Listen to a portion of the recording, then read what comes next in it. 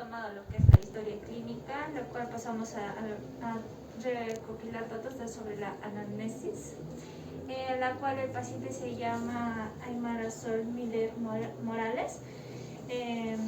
Pesa 4 kilos 500 y mide 60 centímetros. Nació el 1 de febrero del 2023. La edad maternal, la mamá tiene 26 años.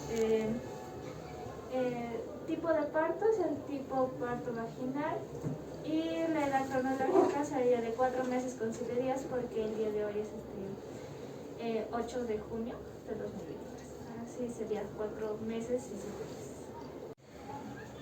La auscultación se va a evaluar en 6 puntos en la parte anterior. El primer punto se va a realizar en la parte izquierda superior, de esta manera. El segundo punto en la parte superior derecha. El tercer punto debajo de la tetilla derecha. El cuarto punto debajo de la tetilla del lado izquierdo. El quinto punto se va a evaluar a la altura del ombligo del lado izquierdo. Y por último, el sexto punto se va a evaluar en el lado derecho a la altura del ombligo. En la parte posterior, la auscultación se va a dar de igual manera en 6 puntos. El primer punto se va a realizar en la parte superior izquierda. De igual manera, el segundo punto se va a realizar en la parte superior derecha. El tercer punto se va a realizar debajo de la escápula o a la altura de la escápula. El cuarto punto de igual manera, pero del otro lado.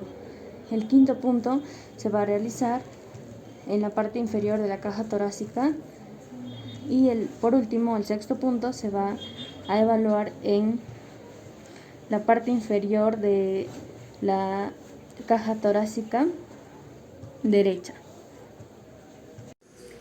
En conclusión, la auscultación nos permite diagnosticar enfermedades respiratorias.